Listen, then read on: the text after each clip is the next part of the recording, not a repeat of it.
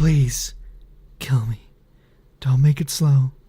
Please, make it quick. I just want all of this to end. I can't take any more of this. Just my mere existence is agonizing. Please, kill me. I'm tired of living. I've done horrible things. I'm a horrible person deep down, and I deserve everything I have coming. Just make it swift. Please, kill me. Don't wait another minute. Pull the trigger. Drag the knife along my neck. Lynch me from a noose. Just do something already. Please, kill me. Why do you attempt to provide me mercy? I've done horrible things. I've seen horrible things. People are dead because of me. Please, kill me. A serial killer deserves more mercy than I do. End me now, and you'll be delivering justice. Please, kill me. A bullet in my brain will make the pain go away. It really is that simple. So why don't you do it? You have me, and you have the gun. Please, kill me. I feel horrible. Something is eating away inside of me. Inside of my being, like a parasite. It wants to kill me, and it wants to kill you. Please, kill me. I'm tired of living like this. I've ended so many lives, tortured so many, and you still want to let me go? Or do you feel you have no choice? Please, kill me. If I lose myself again, I will kill. I will hurt. I will destroy. And it might be you. Please, kill me. I have a beast inside me. It wants out, and it might choose you. Kill me if you want to live. But if you likely don't choose to kill me, I will likely kill you. Please, kill me. I want to die so I can be free. Free of this beast. Kill me now, and you'll be free of me. But if you don't kill me now, and you let me go instead, I'll make sure I kill you first.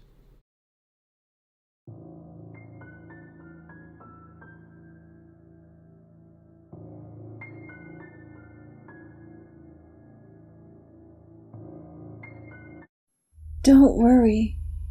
You're not going to die. I'm sure you're really confused about all of this.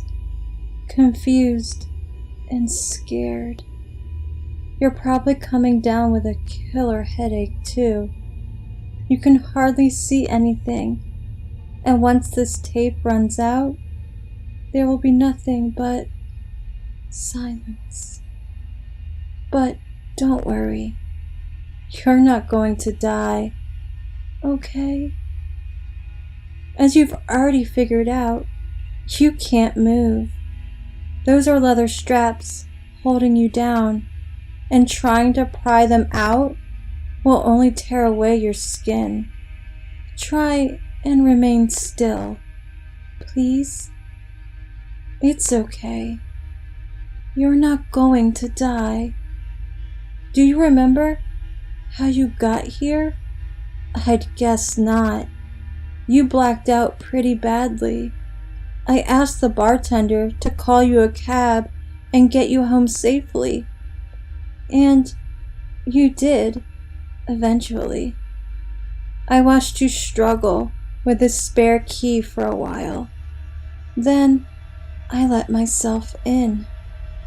You didn't even notice me taking your house key at the bar. You're probably starting to panic as you hear this, but I want you to remember something. You're not going to die, okay? You're not going to die. But you were drunk, all right? Just as drunk as that night, almost 7 months today. Do you remember it? You were heading home from the bar, just as drunk as you were last night. But this time, you drove. Do you remember a flashing light coming over at the crossing? That light belonged to my son's bike. You hit him full on. You didn't even brake. I've been drunk a lot too since then. I know how it feels. You probably couldn't even find the pedal. My son was thrown into the air like a rag doll and landed behind your car. And guess what? You didn't even stop. You're remembering it, aren't you? Hell, maybe you're even regretting it now. Maybe you're begging. I'm not here though, and I can't hear you. But I want you to remember what I told you before. You're not going to die, okay? You're not going to die because my son didn't die. The doctors told me and my husband that his spinal cord was torn by the neck. They had done what they could do, but he couldn't move anymore, nor could he talk. He couldn't even eat on his own. All he could do was look around. I still haven't been able to fully meet his eyes. It makes me an awful mother, and that's on me. But this is on you. That thing down your throat is a tube. It's connected to the same kind of nutrition that they're giving my son. You won't starve to death or be dehydrated. I don't know if you have family. I never really found out. But if you do, maybe they'll start looking for you soon. In a basement this far away from anyone, though, I doubt they'd ever find you. If they do, well, then you'll be alive to see it. Like I said, don't worry. You're not going to die. I won't let you.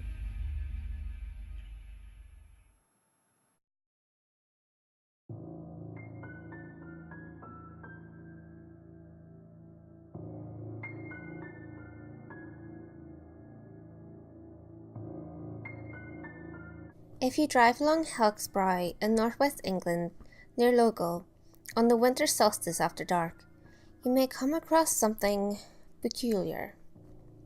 Rusted iron gates with peeling black paint. The sign is said to read, in faded, near legible font, Blackwater Park, closed. Many unsuspecting motorists would simply drive past the beaten, unremarkable entrance without a second glance. But if you know what you're looking for, with a certain amount of luck, you'll come across it. Accounts of the gate are few and far between, and accounts of what lies behind it are even fewer, and this made finding information concerning it near impossible. After careful deliberation, I reluctantly decided to go there myself, and get a first-hand experience of this place. When the day came, 21st December 2004, the weather wasn't ideal. Thick fog, low temperature, and ever so slight rain. The kind that gets you drenched without you even realising. I drove along the road at a moderate speed, around 6:40 p.m, and it wasn't pitch black. There was a dim glow over the horizon, but I thought it qualified as after dark. After around 15 minutes of carefully watching the sides of the road for an opening between the tall trees, my heart jumped. There it was. As described in the stories I'd read, it was a set of black iron gates, with no distinguishing features to them apart from the sign that read, Blackwater Park, closed. Due to the fog, you couldn't see far past the gates. Apart from that, there was a small bridge over murky still water, the surface disturbed only by the light rain. The gates weren't locked, they only took a push to swing open. creaking eerily as I stepped past the opening and into the park. I felt a slight chilling breeze that made me shiver momentarily. I walked slowly down the thin dirt trail that made a path between the tall dead grass. I came to the bridge. I could see from outside the gates. It was made from thin planks, covered with greyish lichen over dark, stagnant water. I trotted carefully over the bridge, hoping that the wood would not snap under my weight and send me plunging into the cold depths. Fortunately, I made it over the bridge and stepped back onto the dirt path that from then on led into a section of trees. I decided to walk on, my pulse ever so slightly rising. The only sound I could hear was from my own footsteps on the dirt, and every so often a rustle or crackling sound from within the trees, which would make me involuntarily jolt. After a minute or two of walking through this woodland, I heard the rain increase in intensity.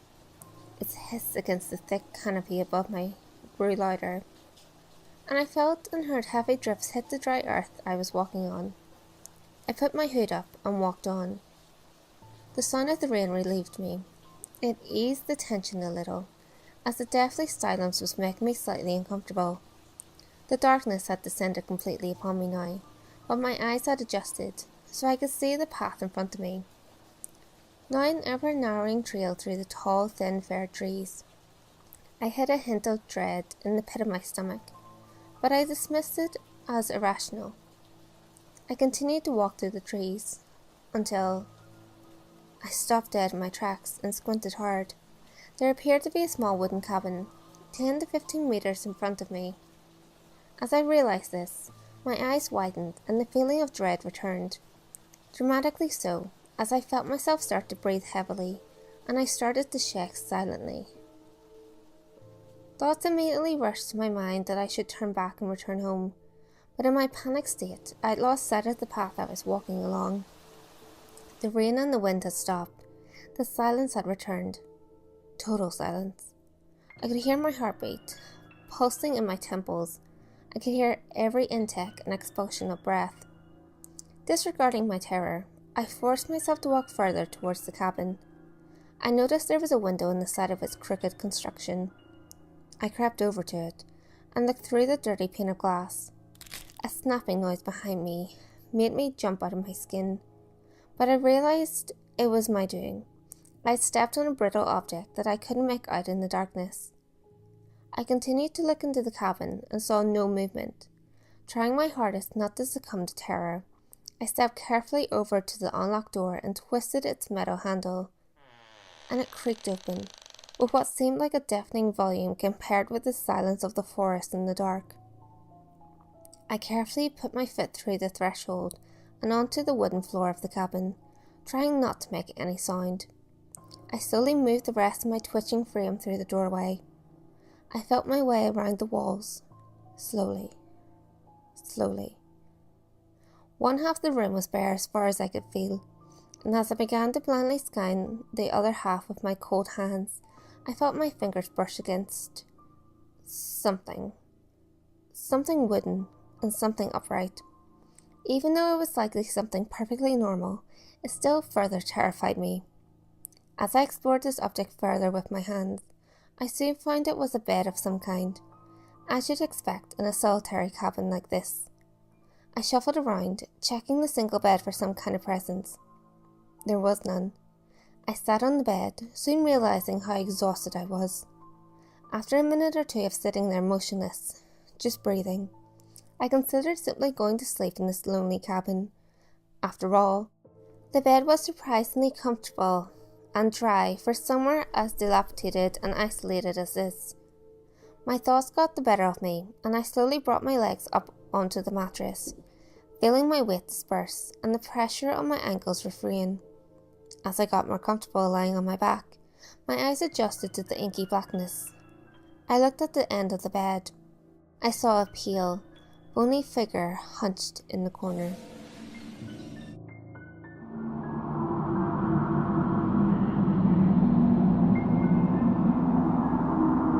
Hey guys, if you enjoyed this video, give it a thumbs up and share it with your friends. You can also leave a comment below. All feedback, good or otherwise, is always appreciated. If you have any creepy stories of your own, or have any topics that you would like me to cover, feel free to send them in via any of my social media. You can find all links to my social media in the description below. Until next time guys, make sure you lock your doors, stay safe, and I'll see you next video.